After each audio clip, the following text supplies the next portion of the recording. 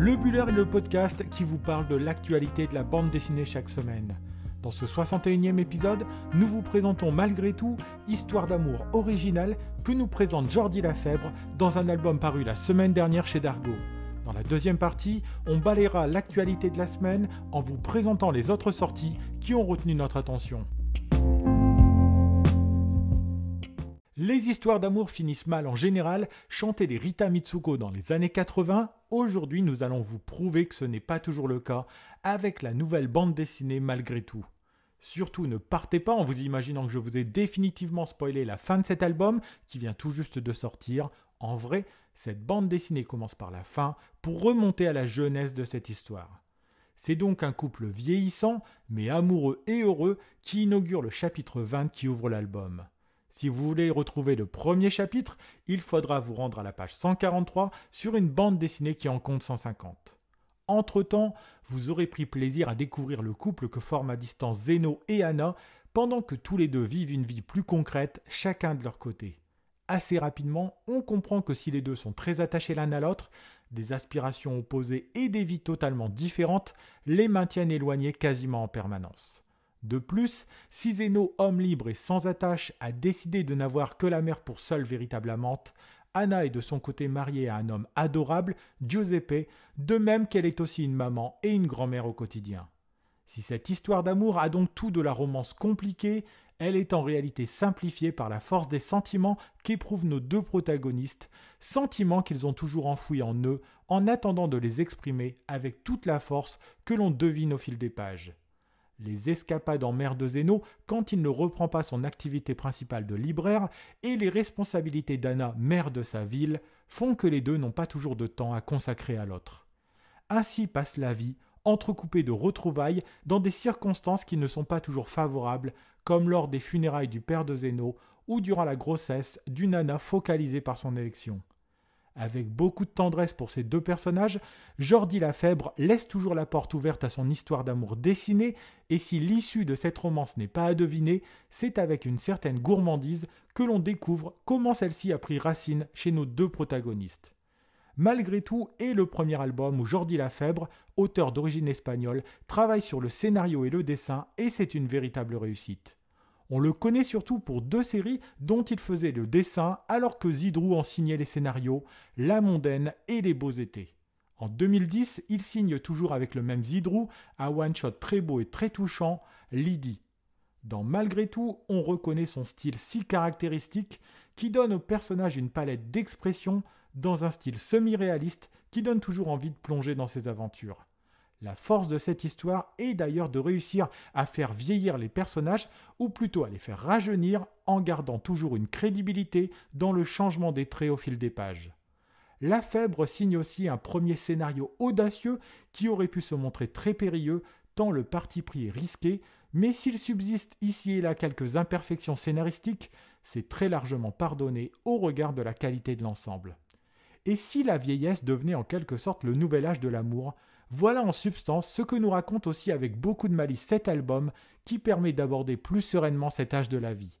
En effet, débarrassé des contingences diverses comme la nécessité d'avoir un emploi, celui que l'on appelle alors le troisième âge donne tout le temps aux individus pour s'occuper d'eux, mais plus encore pour s'occuper de ceux qu'ils aiment ou veulent aimer.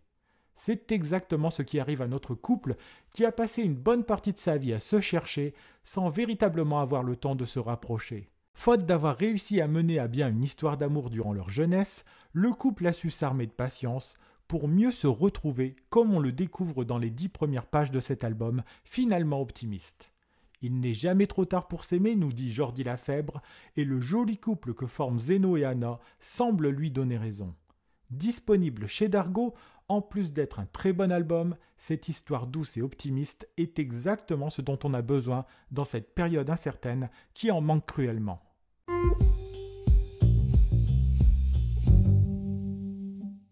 Dans cette seconde partie du podcast, nous allons revenir sur l'actualité du 9e art en s'intéressant plus particulièrement aux sorties incontournables de la semaine.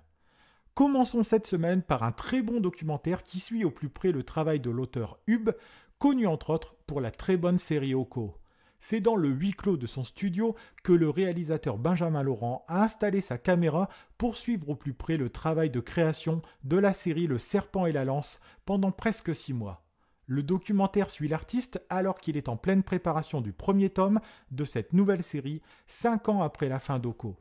Nous livrant ses doutes, ses réflexions sur son métier, ses sources d'inspiration ou encore nous montrant les différentes étapes de création, Hub nous permet de pénétrer l'intimité d'un artiste au travail.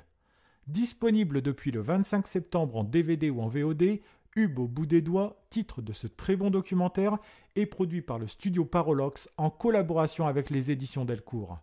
Passionnant, ce programme permet en 52 minutes de comprendre le fonctionnement d'un artiste comme Hub et de voir à l'œuvre le travail créatif. Disponible sur la plateforme de VOD Vimeo On Demand où vous pouvez l'acheter ou le louer, voilà un documentaire que l'on recommande plus que chaudement. Du côté des sorties en bande dessinée, encore pas mal de très bons albums sont arrivés cette semaine dans toutes les bonnes librairies de France. Chez Le Lombard, nous avons droit au premier tome d'une nouvelle série policière qui nous entraîne du côté de Marseille. Carmela Crime, nom de cette nouvelle série et identité de l'héroïne, met en scène une détective privée de grand talent qui a sacrifié une carrière dans la police pour couvrir une opération qui a mal tourné. Dans Ramdam Blues, titre du premier tome déjà disponible, celle qui a perdu ses idéaux mais pas son instinct va devoir naviguer en eau trouble au sein des milieux mafieux de la cité phocéenne. Passionnante et rafraîchissante, nous devons cette nouvelle série au scénario de Lewis Trondheim et au dessin de Frank Biancarelli. Salade César n'est pas le menu que vous propose en accompagnement le podcast Le Buller, mais bien le nom d'un nouveau titre que l'on doit aux éditions Delcourt dans l'hilarante collection Patakès. Nous plongeant dans la Rome des Césars, ce titre nous met en scène un empereur complètement idiot dont chaque planche nous le présente en stratège militaire incompétent. Pour mettre fin à son règne, Brutus complote afin de l'éliminer, mais ses hommes de main ne valent pas mieux que leur leader qu'il rêve d'assassiner.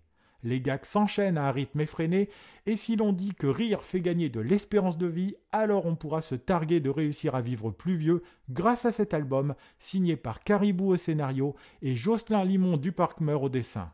Les éditions Petit à Petit sont en train de se faire une place de plus en plus grande dans le 9e art, avec des albums de qualité comme le nouveau Histoire incroyable du cinéma.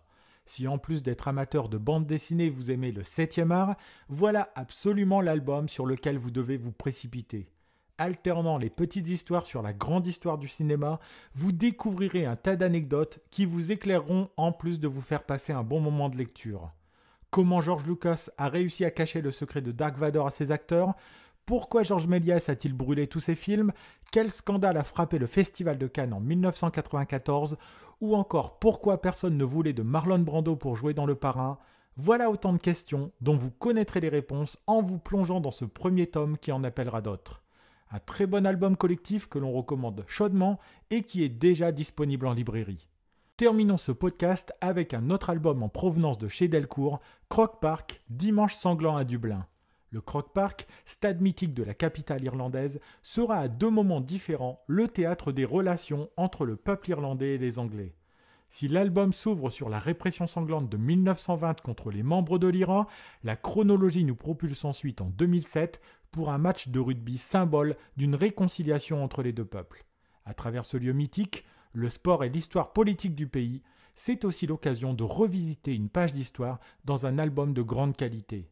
Déjà disponible en librairie, nous devons cette bande dessinée au scénario de Sylvain Gache et au dessin de Richard Guérino. Voilà, nous en avons terminé avec ce 61e épisode du Buller. Si vous souhaitez découvrir des images de la bande dessinée malgré tout, ou si vous voulez nous laisser des remarques et des commentaires, n'hésitez pas à passer sur nos réseaux sociaux, puisque nous sommes disponibles sur Instagram sur l'adresse lebuller.podcast et sur Twitter @lebuller1. Si vous avez aimé cet épisode, n'hésitez pas non plus à le partager autour de vous et à nous laisser une bonne note sur les plateformes de podcast. Il me reste à vous souhaiter de bons moments de lecture et je vous dis à la semaine prochaine pour un 62e épisode de votre podcast sur l'actualité de la bande dessinée.